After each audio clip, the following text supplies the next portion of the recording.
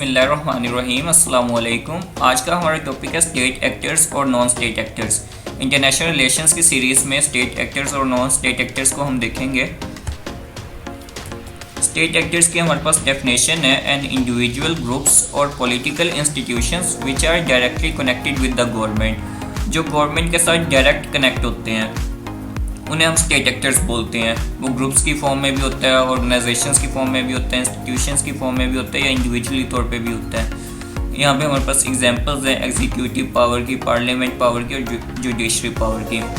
तो ये तीन बेसिकली हमारे पास मेन स्टेट एक्टर्स की जो है वो डायरेक्ट इंस्टीट्यूशंस हैं जो गवर्नमेंट और स्टेट के साथ डायरेक्ट जिनका कनेक्शन होता है। एग्जीक्यूटिव में हमारे पास प्रेसिडेंट आ जाता है, प्राइम मिनिस्टर साहब आ जाते हैं। पार्लियामेंट में हमारे पास नेशनल असेंबली हो जाती है, सेनेट हो जाती है जो लॉज को बना रही होती है हमारे।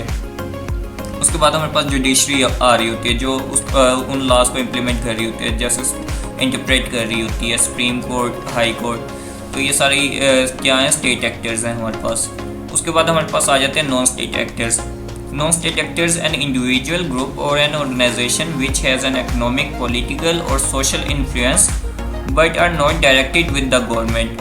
Direct connected with the government means कि वो ऑर्गेनाइजेशंस, वो इंस्टीट्यूशंस जो गवर्नमेंट के साथ डायरेक्ट कनेक्ट नहीं होती लेकिन इनडायरेक्टली वो गवर्नमेंट के साथ लिंक्ड होती हैं किसी ना किसी तरीके से।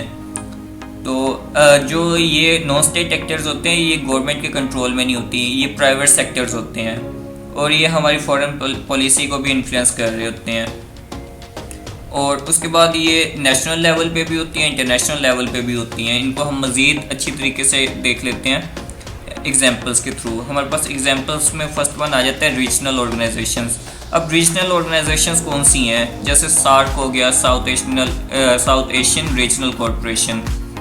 अब ये क्या करती है, ये जितनी भी हमारी साउथ एशिया में कंट्रीज़ हैं, जितनी भी कंट्रीज़ की बाउंड्रीज़ हैं वो इसके अंदर रह के उस पर एक्ट कर रही होती हैं। जैसे गल्फ़ हो गई, गल्फ़ कंट्रीज़ के लिए, अफ्रीकन यूनियन हो गई, अफ्रीकन कंट्रीज़ के लिए, यूरोपियन यूनियन हो गई, यूरोप कंट्रीज़ के लिए। तो ये क्या है, रीजनल ऑर्गेनाइजेशंस में आ जाती है, नॉन स्टेट एक्टर्स में आ जाती हैं। उसके बाद हमारे पास आ जाता है मल्टी नेशनल कॉरपोरेशंस। अब मल्टी नेशनल कॉरपोरेशंस कौन सी होती हैं, जैसे हमारे पास एप्पल कंपनी हो गई, पेप्सी हो गई, कोका कोला हो गई, KFC हो गई, मैकडोनल्ड्स हो गई। ये क्या है, सारे हैं तो प्राइवेट सेक्टर्स लेकिन किसी ना किसी तरह से ये डायरेक्ट कनेक्ट हैं हमारी गवर्नमेंट के साथ, हमारी कंट्री के साथ, हमारी स्टेट के साथ।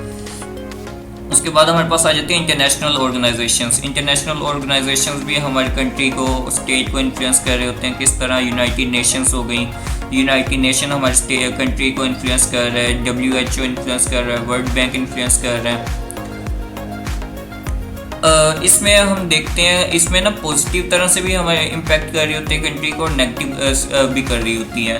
तो इसकी फर्दर हम टाइप्स को भी देखेंगे। उसके बाद हमारे पास फोर्थ पॉइंट है NGOs।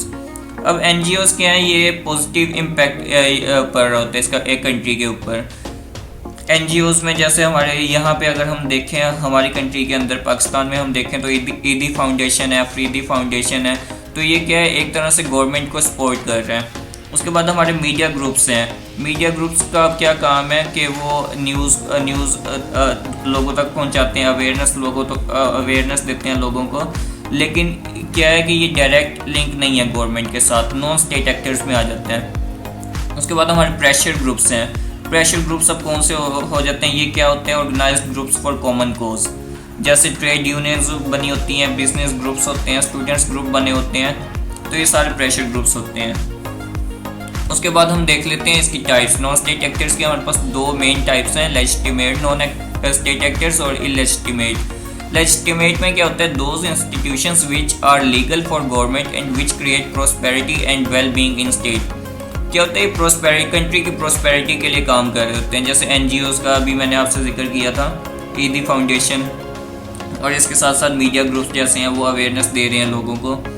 तो ये लेजिटिमेट नॉन स्टेट एक्टर्स में आ जाते हैं। उसके बाद हमारे पास आ जाते हैं इलेजिटिमेट। अब those institutions which are not legal और valid for a government and challenge the constitution of a state. अब ये किसी ना किसी तरीके से गवर्नमेंट को ना कह सकते हैं हम के नुकसान पहुंचा रहे होते हैं।